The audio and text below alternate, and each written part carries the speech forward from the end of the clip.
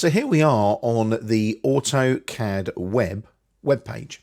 And as you can see, the branding is very obvious. It's Autodesk AutoCAD. But as they say, it's AutoCAD, but anywhere. So you can now get quick access to your CAD drawings with the web app. And notice you've even got a QR code down here to download the mobile app if you want to as well.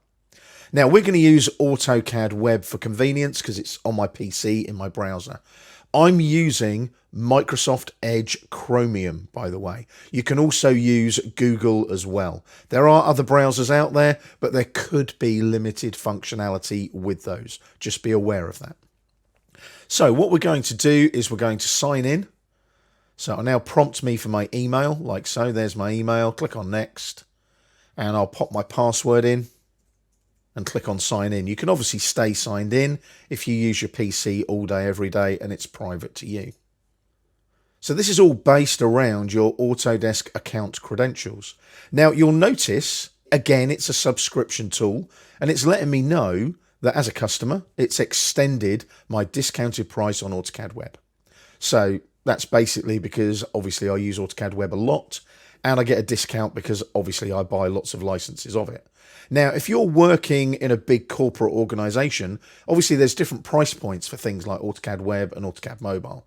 Especially if you've got lots of people working on site, you might need lots of licenses of AutoCAD Mobile. Always talk to your Autodesk reseller about this and see what packages you can get. Don't just buy one license after one license after one license. There are different pricing tiers for web and mobile if you need extra licenses. I'll just click on OK to that. So what it does now is it lets me know if there's any new features. So I can see a preview of the features from the last several releases. I'm not too worried about that, but you can go and check them out if you want to. I'll close that for the moment. Now you'll notice I've got various options here. I can create a new drawing. I can upload an existing file. I can create a new folder. I can look at recent drawings.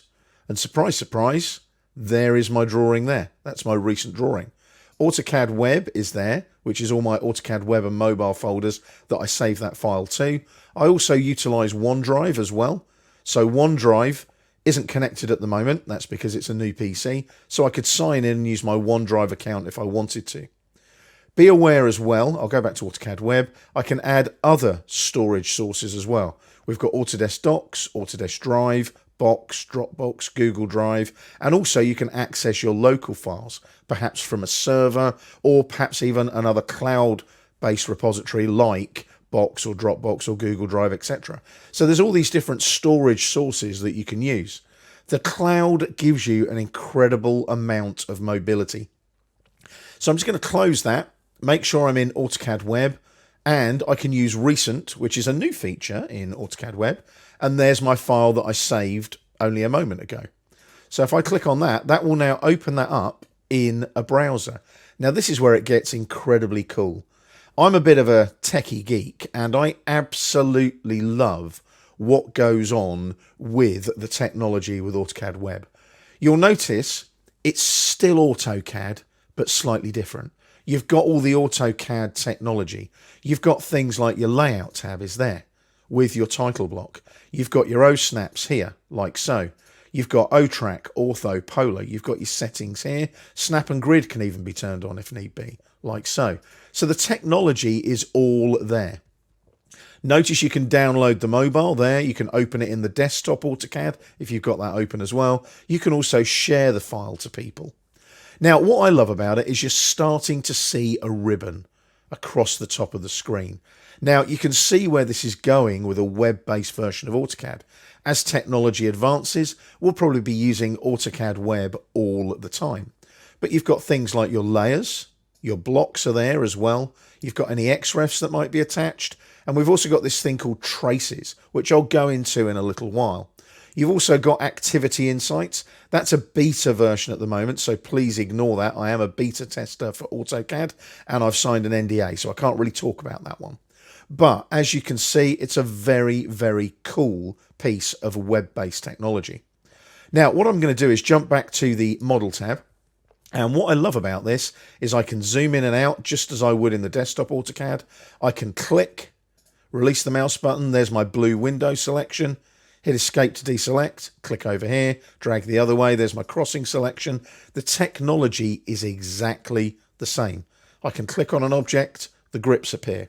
I can click on a line or a dimension, and you'll notice that the grips appear, like so.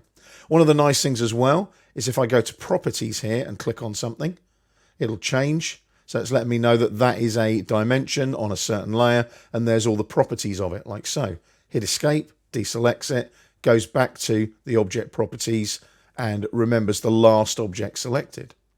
But you've got loads of AutoCAD commands as well. You've got things like rectangles, arcs, splines. You can annotate, you can modify. So the technology is there for you to use AutoCAD in a browser. So you might go to a client site, and instead of getting your laptop out and waiting for it to boot up and so on, you can just say, oh, can I jump on your computer, jump onto their browser, log in as I did, and there's the drawing for them to look at straight away.